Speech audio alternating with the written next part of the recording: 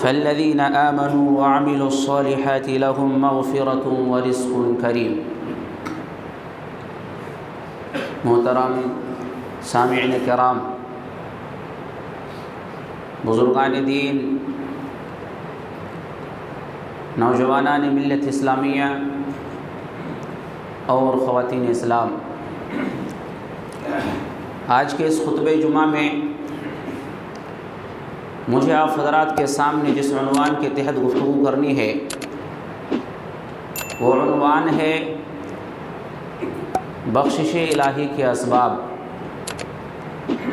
انشاءاللہ العزیز کتاب و سنت کی روشنی میں اس موضوع کے حوالے سے کچھ باتیں آپ کے سامنے عرض کرنے کی کوشش کروں گا۔ اللہ رب العالمین سے دعا ہے کہ رب العالمین مجھے حق بات کہنے، کتاب و سنت کے مطابق بیان کرنے، ہم سب کو حق بات سننے اور اس پر عمل کرنے کی توفیق عطا فرمائے، آمین۔ حضرات، انبیاء علیہم الصلاۃ والسلام جو معصوم عن الخطا تھے، ان کے اس دنیا سے گزر جانے کے بعد کون سا ایسا انسان ہے جو معصوم عن الخطا ہو؟ کون سا ایسا انسان ہے جس کی زندگی میں کوئی گناہ نہ ہو؟ کون سا ایسا انسان ہے جس کی ماضی کی کتاب میں کوئی نافرمانی نہ ہو؟ حضرات، انسانی تاریخ میں اب تک ایسا انسان نہ پیدا ہوا ہے اور نہ ہی قیامت کی صبح تک ایسا انسان پیدا ہونے والا ہے۔ کیوں؟ اس لیے کہ پیارے نبی صلی اللہ علیہ وسلم نے فرمایا کل بنی آدم خطا، آدم کی ساری اولاد خطا کار ہیں، ہم سے خطائیں ہو جاتی ہیں، ہم سے گناہ ہو جاتے ہیں، ہم سے نافرمانی ہو جاتی ہے، ہم نمازوں میں کوتاہی کرتے ہیں، زکوٰۃ کی ادائیگی میں ہم سے کوتاہی ہو جاتی ہے، مال ہونے کے باوجود بھی ہم وقت پر حج نہیں کر پاتے ہیں، اس معاملے میں ہم سے کوتاہی ہو جاتی ہے، ہم صحت مند ہوتے ہیں، روزے کے معاملے میں ہم سے کوتاہی ہو جاتی ہے۔ حضرات، ہم سے گناہ ہو جاتے ہیں، ہم سے کوتاہی ہو جاتی ہے۔ سوال یہ ہے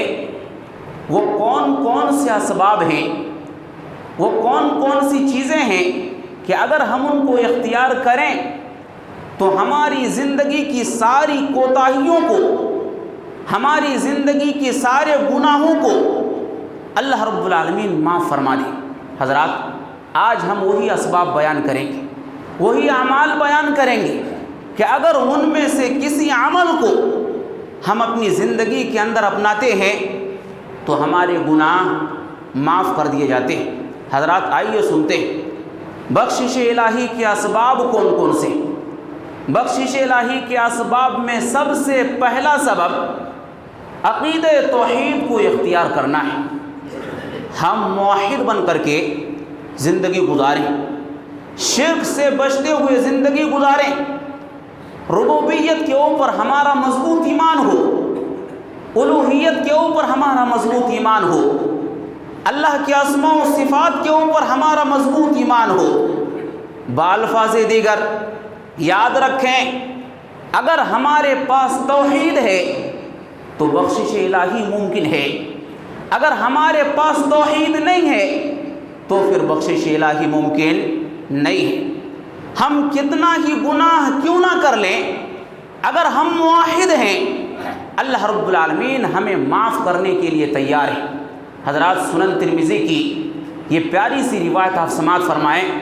حضرت انس رضی اللہ تعالیٰ عنہ بیان کرتے ہیں، کہتے ہیں رسول اللہ صلی اللہ علیہ وسلم نے ارشاد فرمایا، یقول اللہ، اللہ عز و جل کہتا ہے، کیا کہتا ہے؟ یا ابن آدم، اے آدم کے بیٹے، انک لو اتیتنی بقراب الارض خطایا،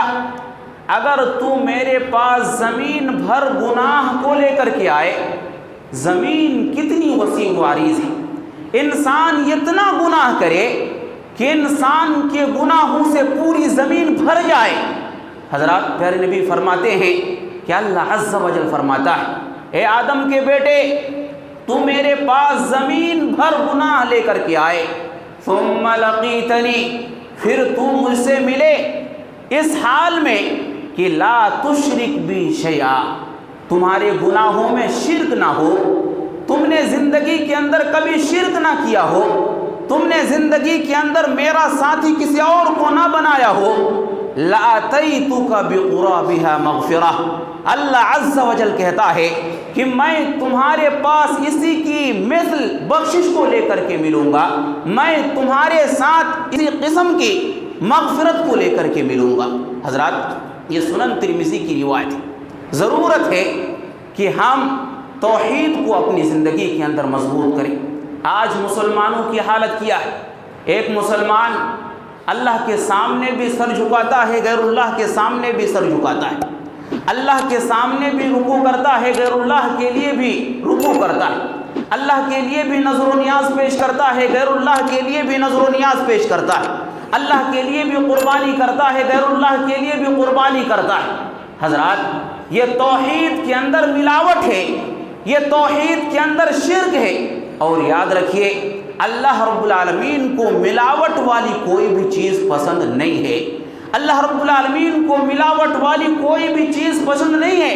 اللہ رب العالمین قرآن میں کہتا ہے اِنَّهُ مَن يُشْرِكْ بِاللَّهِ، جو بھی انسان اللہ کے ساتھ شرک کرتا ہے، کوئی بھی انسان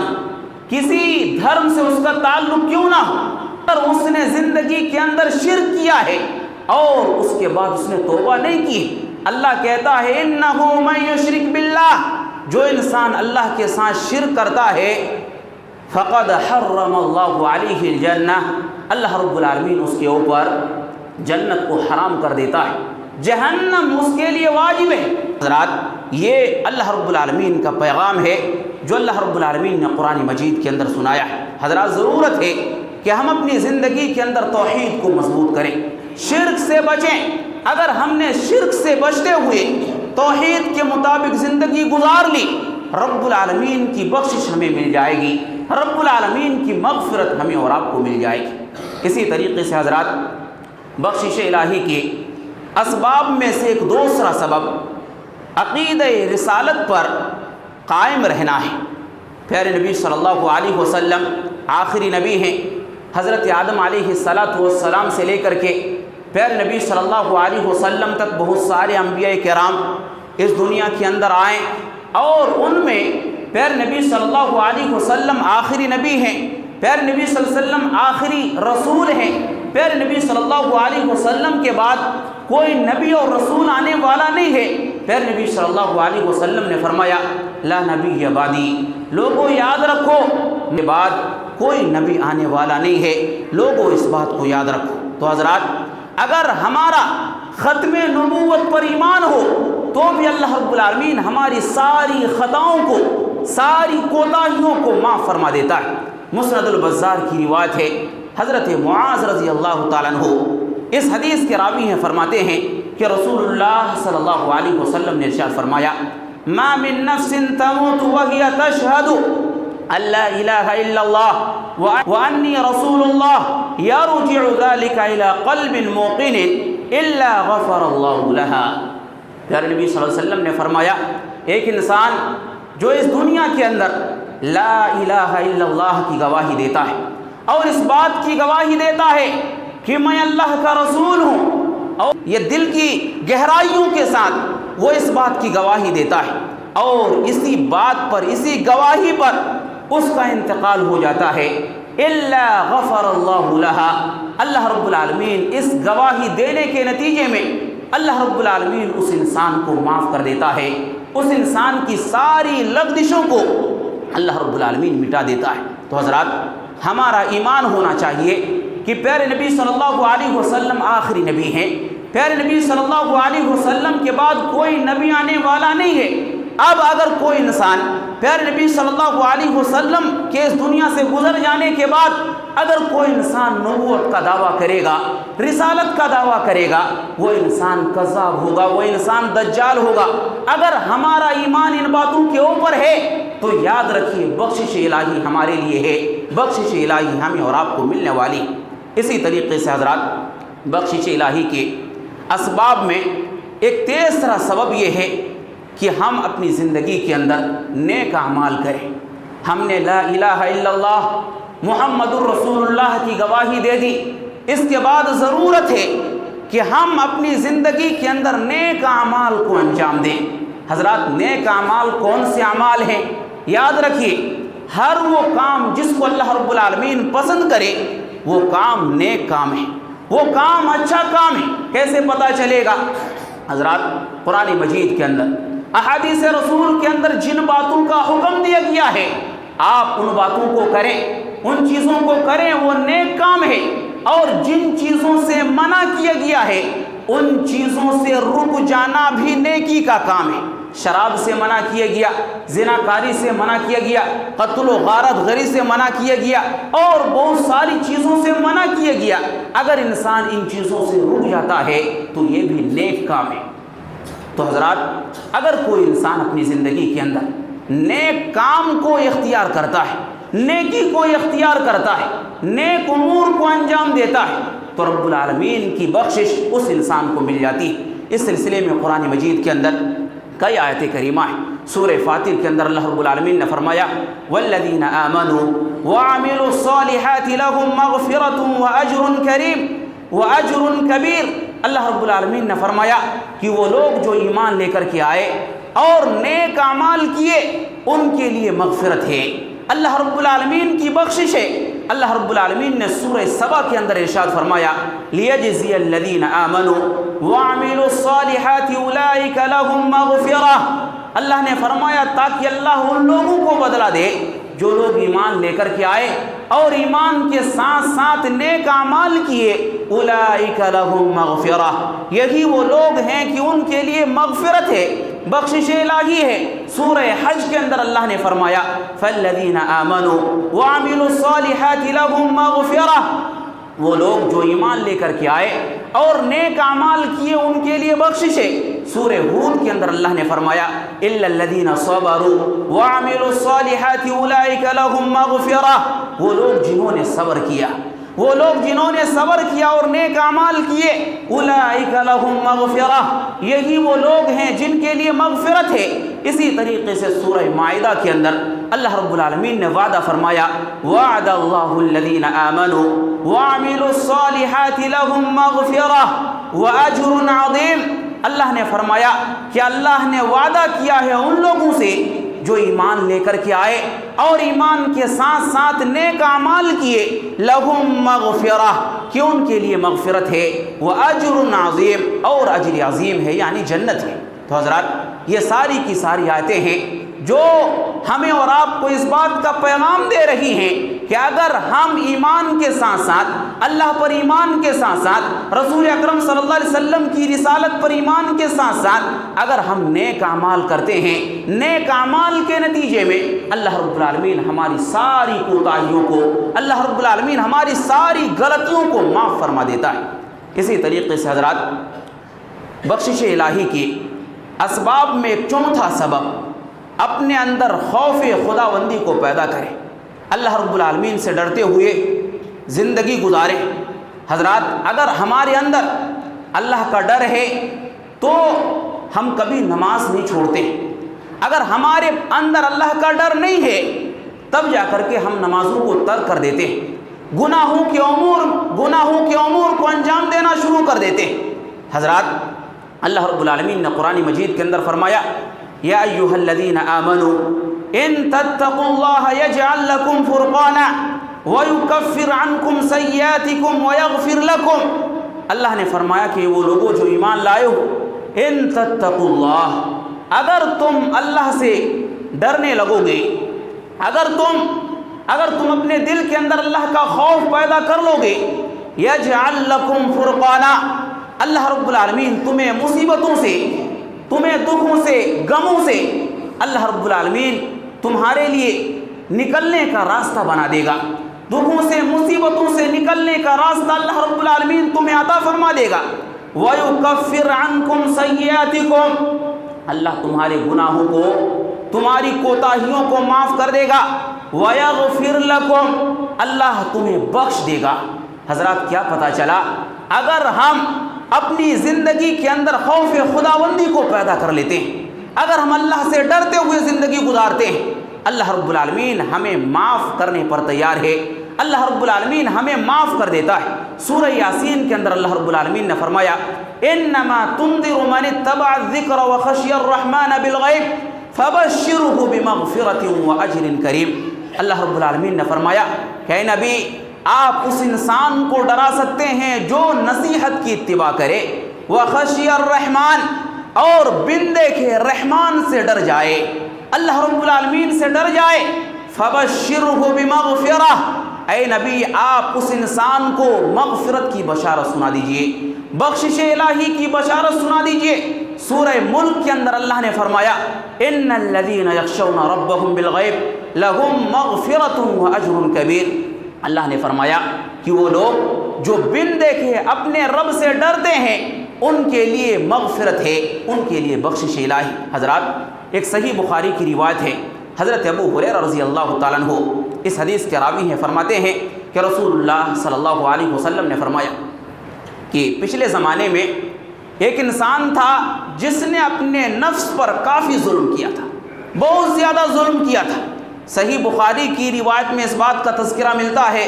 کہ وہ انسان نباش تھا، کفن چور تھا۔ جب بھی کسی انسان کو قبر کے اندر دفن کیا جاتا تھا کفن چوری کر لیتا تھا۔ اس نے اتنی بڑی غلطی کی تھی، اس انسان کے پاس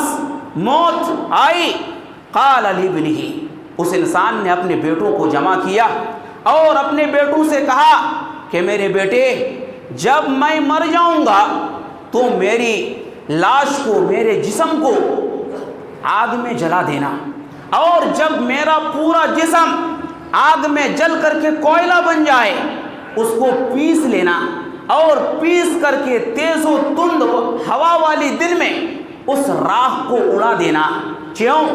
واللہ لئن قدر علی ربی، اس انسان نے کہا کہ اللہ کی قسم، اگر اللہ رب العالمین، اگر میرا رب مجھ پر قادر ہو جائے، اگر مجھے میرے رب کے سامنے کھڑا ہونا پڑ جائے، لَيُعَذِّبَنِي عَذَابًا مَا عَذَّبَهُ أَحَدًا، اللہ رب العالمین مجھے ایسا عذاب دے گا، ایسی سزا دے گا کہ اللہ نے ایسی سزا کسی دنیا والوں میں سے کسی کو بھی نہ دی ہوگی۔ تو جب اس انسان نے اپنے بیٹوں کو یہ نصیحت کی، جب وہ انسان مرا، نصیحت کے مطابق بیٹوں نے ایسا ہی کیا، فَأَمَرَ اللَّهُ الْأَرْضَ، اللہ رب العالمین نے زمین کو حکم دیا، اجمعی ما فیکی منہ، اللہ رب العالمین نے زمین کو حکم دیا کہ اے زمین، تیرے اندر میرا ایک بندہ آیا ہے راکھ کی شکل میں، تو میرے اس بندے کو فوراً میرے سامنے حاضر کر دے۔ اللہ کا حکم پا کر کے زمین نے فوراً اس بندے کو اللہ کے سامنے حاضر کیا۔ وہ انسان اچانک کھڑا ہو گیا، وہ انسان اچانک اللہ رب العالمین کے سامنے کھڑا ہو گیا۔ فقال ما حملک ما علی ما صنعت، اللہ رب العالمین نے پوچھا اے میرے بندے بتا،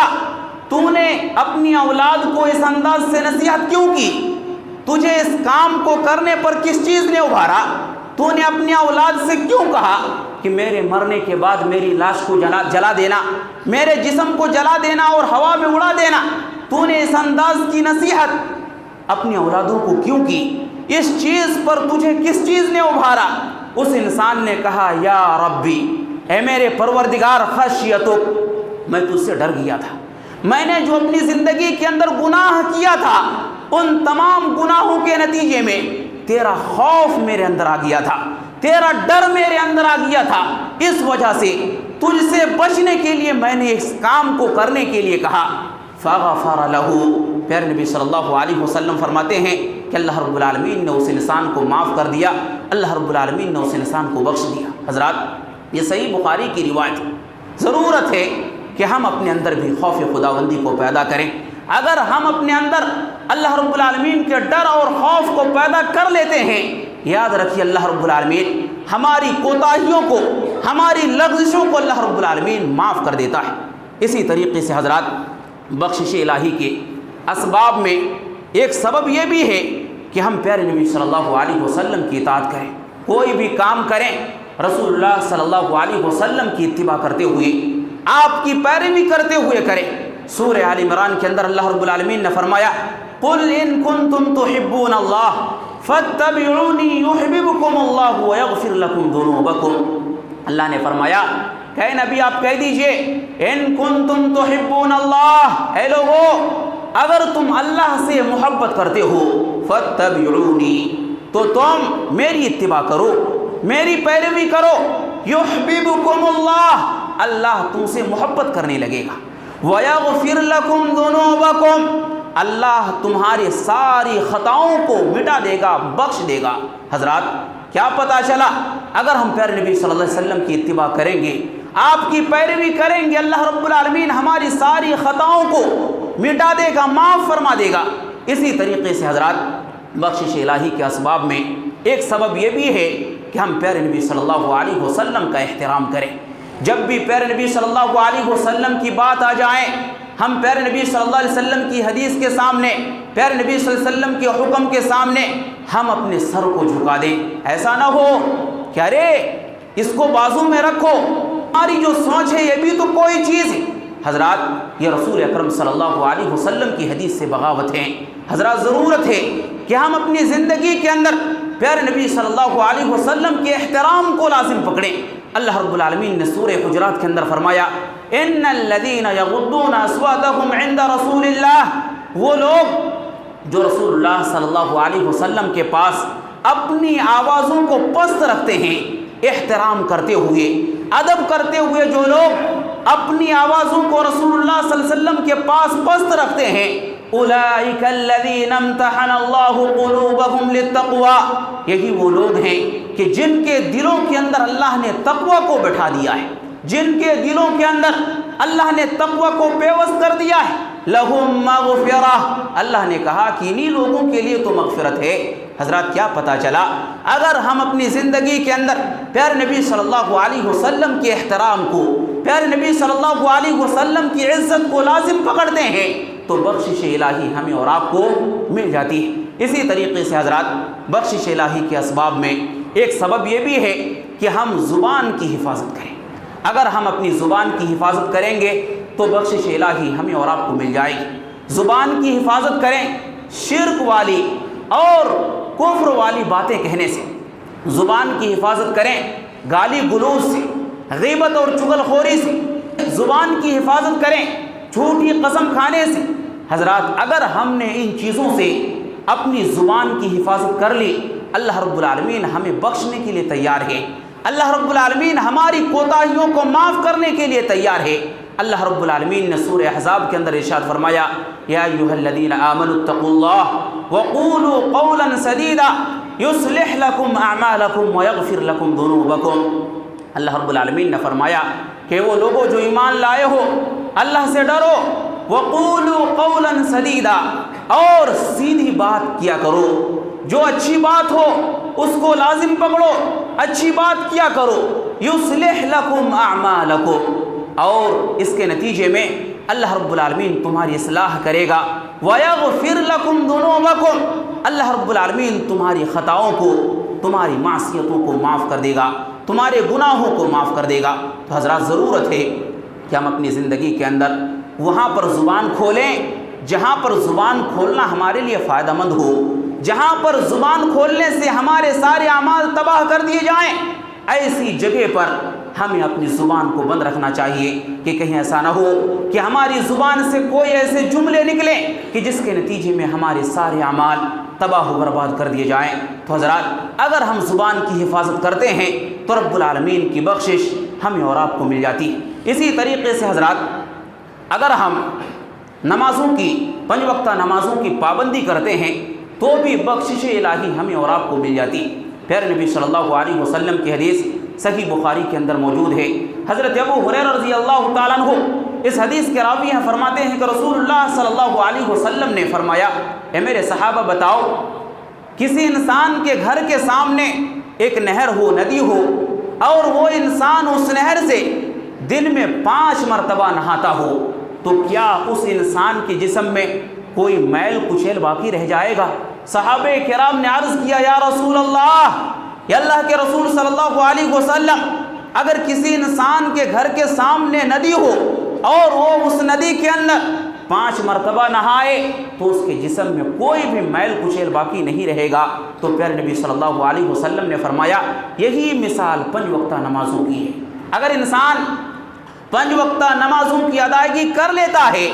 تو دن بھر میں انسان سے جو غلطیاں ہوتی ہیں، جو کوتاہیاں ہوتی ہیں، ان ساری کوتاہیوں کو اللہ رب العالمین اس عمل کے نتیجے میں معاف فرما دیتا ہے۔ ضرورت ہے کہ صرف جمعہ کے دن ہم مسجد میں نہ آئیں، بلکہ جس طرح سے جمعہ کے دن مسجد کے اندر حاضری دیتے ہیں، ہم 5 وقتہ نمازوں کے لیے اسی طرح سے حاضری دیں۔ یہی قرآن مجید کا پیغام ہے، یہی پیارے نبی صلی اللہ علیہ وسلم کی تعلیم ہے۔ اسی طریقے سے حضرات، بخشش الہی کے اسباب میں ایک سبب یہ بھی ہے کہ جب بھی ہم وضو کریں تو اچھی طریقے سے وضو کریں۔ اگر ہم اچھی طریقے سے وضو کرتے ہیں ہمارے سارے گناہ معاف کر دیے جاتے ہیں۔ صحیح مسلم کی حدیث ہے، حضرت ابو ہریرہ رضی اللہ تعالیٰ عنہ بیان کرتے ہیں، کہتے ہیں کہ رسول اللہ صلی اللہ علیہ وسلم نے ارشاد فرمایا اذا توضأ العبد المسلم، ایک مسلمان بندہ جب وضو کرتا ہے اور وضو کرتے ہوئے جب وہ ہاتھوں کو دھلتا ہے تو ہاتھ سے اس نے جو جو گناہ کیے ہوئے ہوتے ہیں اللہ رب العالمین دھلنے کی وجہ سے سارے گناہوں کو معاف کر دیتا ہے۔ اسی طریقے سے پیارے نبی فرماتے ہیں جب انسان اپنے چہروں کو دھلتا ہے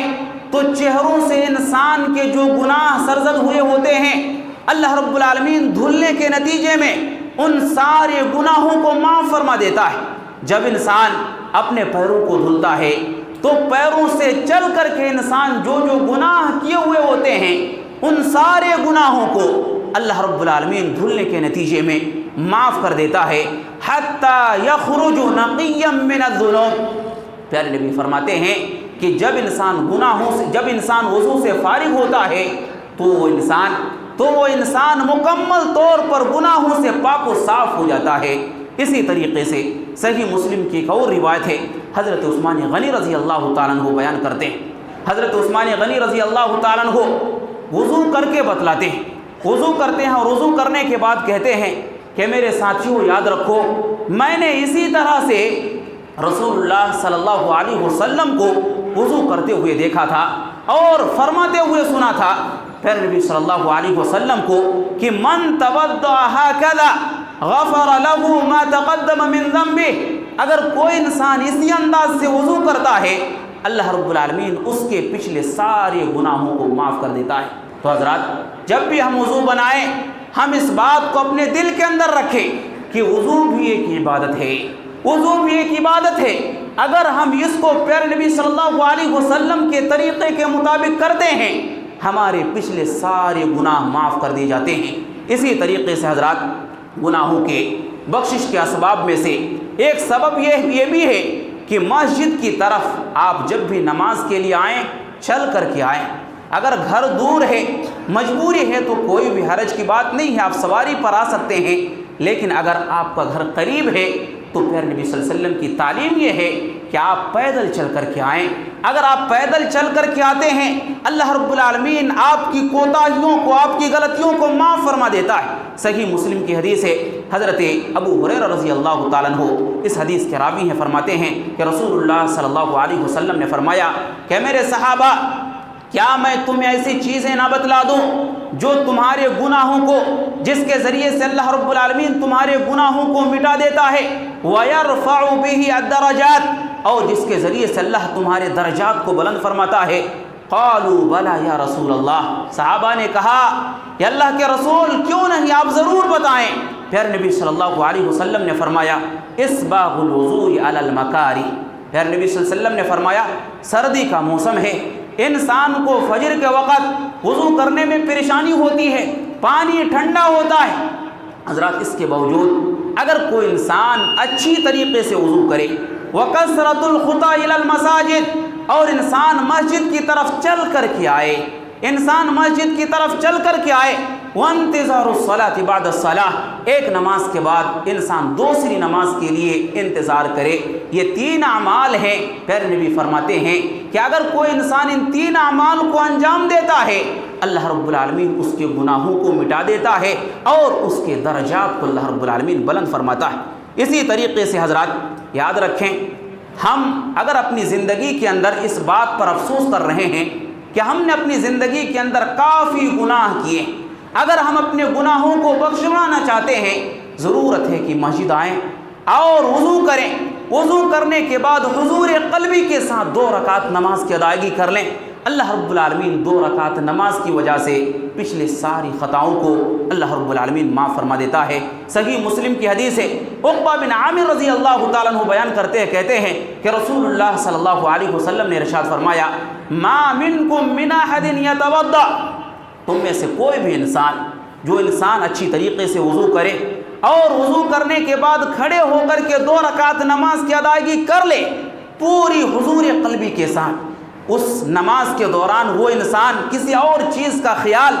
اپنے اندر نہ لے کر کے آئے، وجبت لہ الجنہ، پھر نبی صلی اللہ علیہ وسلم فرماتے ہیں اس انسان کے اوپر جنت واجب ہو جاتی ہے، وغفر لہ، اور اس انسان کو بخش دیا جاتا ہے، اس انسان کو معاف کر دیا جاتا ہے۔ تو حضرات چھوٹا سا عمل ہے، اگر ہمیں اپنی زندگی کے اندر کبھی احساس ہو